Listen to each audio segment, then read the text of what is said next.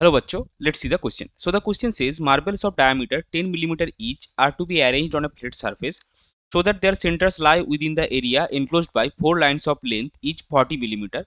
Sketch the arrangement that will give the maximum number of marbles per unit area that can be enclosed in this manner and reduce the expression to calculate it. तो चलिए सबसे पहले देखते हैं इस question का की concept क्या है। तो इस क्वेश्चन का की कॉन्सेप्ट है हेक्सागोनल क्लोज पैकिंग। अभी हमने इसको हेक्सागोनल क्लोज पैकिंग क्यों लिया, क्योंकि हेक्सागोनल क्लोज पैकिंग में क्या होता है, पैकिंग फ्रैक्शन जो है और या फिर पैकिंग एफिशिएंसी है जो है वो सबसे ज्यादा होता है, यानी कि 74%। तो अभी चलिए जो पॉसिबल अरेंजमेंट हो सकता है उसको एक बार हम ड्रॉ कर लेते हैं। सो पॉसिबल अरेंजमेंट जो आपका है वो कुछ इस तरह से है और हमको प्रूव करना है ये जो स्क्वायर हमने लिया है पी क्यू आर एस, ये जो हमने लिया हमको प्रूव करना है कि एक स्क्वायर है। अभी देखिए यहाँ पे एटम्स कितने हैं पी टू क्यू में, एक दो तीन चार मार्बल्स है, हर एक का डायमीटर होता है कितना 10 मिलीमीटर। तो ये पी टू क्यू ये जो लेंथ है ये आपका हो गया 40 मिलीमीटर, या फिर आप बोल सकते हैं 4 सेंटीमीटर। हम इसको 40 मिलीमीटर ही रखेंगे। अभी हमको प्रूव ये करना है कि पी टू एस या क्यू क्यू टू आर जो भी है ये होता है आपका 40 मिलीमीटर। सो देखिए इसमें क्या हो रहा है, आपका एक दो तीन या चार ट्राइंगल है और एक डायमीटर ऐड होता है। अभी इस एक ट्राइंगल हम लेंगे, उसका हम ट्राइंगल का बीच का जो लेंथ है वो निकालेंगे। सो हम इसको मार्क कर रहे हैं ए, ये आपका हो गया बी और ये आपका हो गया सी। सो ये आपका आएगा सी, ये आपका आएगा ए, ये आपका आएगा बी। अभी ये सारे के सारे ट्राइंगल जो है वो इक्विलेटरल ट्राइंगल है, तो ये एंगल आएगा आपका 60 डिग्री और ये आपका डायमीटर होता है स्फीयर का 10 मिलीमीटर। सो अगर हम इसको मार्क करें तो हमको मिलेगा ओ सी, जो डिस्टेंस है वो होता है ए सी इंटू साइन 60 डिग्री। ए सी कितना है आपका 10 मिलीमीटर और साइन 60 डिग्री आता है t/2। सो ये आपका आएगा कितना 5√3 millimetre.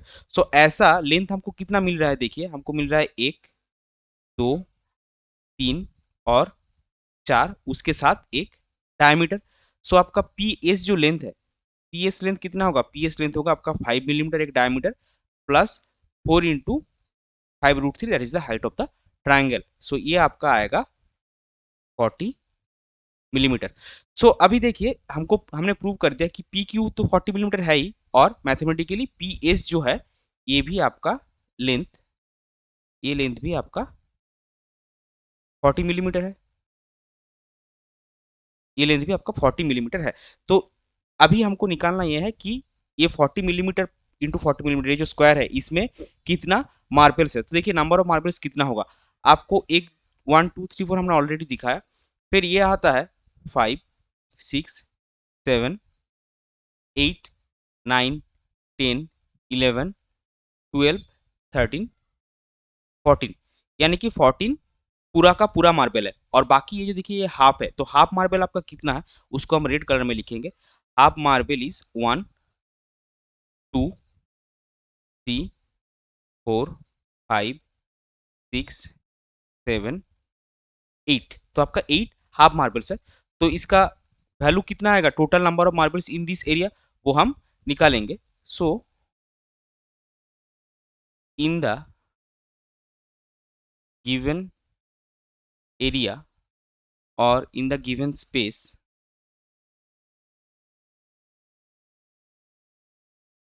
we have 14 full marbles and 8 half marbles. So total number of marbles कितना आएगा आपका 14 प्लस हाफ मार्बल यानी कि 8 इंटू हाफ, तो ये हो जाएगा 14 प्लस 4 दैट इज 18। अभी एरिया ऑफ द स्पेस कितना है, एरिया ऑफ द स्पेस आपका है 40 इंटू 40 मिलीमीटर स्क्वायर, यानी कि 1600 मिलीमीटर स्क्वायर, ये हो जाएगा आपका 60 सेंटीमीटर स्क्वायर। सो 60 सेंटीमीटर स्क्वायर में आपका 18 मार्बल है, और हमको निकालना क्या है, that maximum number of marbles per unit area. So therefore maximum number of marbles per unit area, ये आपका होगा 18 डिवाइडेड बाई 16, यानी कि 1.125। यहाँ पे यूनिट एरिया हमको सेंटीमीटर स्क्वायर पर सेंटीमीटर स्क्वायर में लिखेंगे ताकि आपको समझने में आसानी होगा। सो पर यूनिट एरिया मीन्स पर सेंटीमीटर स्क्वायर, और ये 1.125 ये हो जाएगा आपका final answer. I hope you understood this well. Best of luck, thank you.